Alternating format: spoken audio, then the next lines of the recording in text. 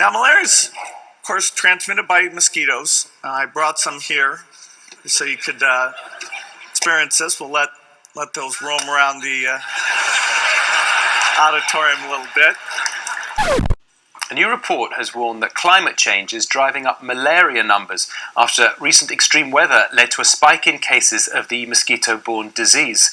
The study by the Global Fund cited last year's devastating flooding in Pakistan as fueling a significant rise in cases. It also warned that warmer climates were enabling the spread of the mosquito population.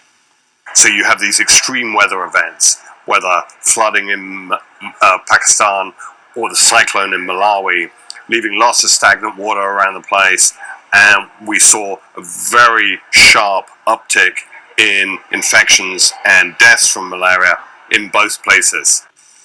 Let's get more on this and go live now to Islamabad and our correspondent Sahar Balok. Sahar, the World Health Organization called recent events in Pakistan a perfect storm for malaria. Now, it is a preventable and a curable disease, but the WHO says malaria still kills a child every 2 minutes around the world, mostly in Africa. However, buoyed by hopes of a new vaccine, the WHO is hoping to reduce the infection rate by 90% by 2030. And to mark World Malaria Day today, our science reporter Shirley Sitbon has been looking into the issue. She's with me right now. Shirley, just tell us, first of all, how malaria is actually caught and how these vaccines can work to prevent that. You've said it, the number of cases have increased in recent years. This is extremely serious. That's why the vaccine is so important. It's developed. And its goal is to target the parasite in the body so it does not arrive in the body, and so it prevents cases of infections. And Shirley, let's talk about the vaccines then. What are the results from those that have been developed so far?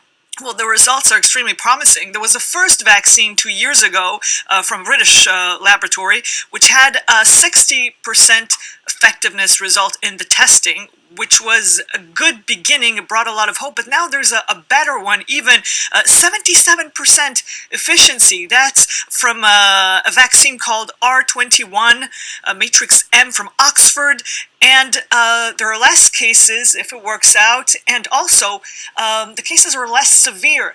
And what the World Health Organization is hoping is to decrease the number of deaths by 90%. So first of all, 90% less people get infected, and then even those who get infected get more mild symptoms, and a reduction of the number of deaths by 90%. That's the goal.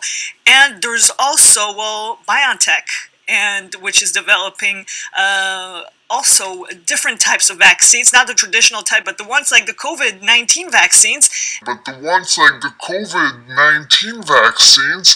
And that's happening in Germany, but there are labs also in African countries, like in Rwanda. Recently, there was a BioNTech lab that was settled there in Rwanda to develop specifically that type of vaccine to fight malaria and other diseases. The second largest donor after Germany is the Bill and Melinda Gates Foundation, and I think Gavi is the fifth. So you add those together, they are the biggest donors to the WHO. And you have to think, why are they doing this? They're also the biggest donors or biggest investors in pharmaceuticals.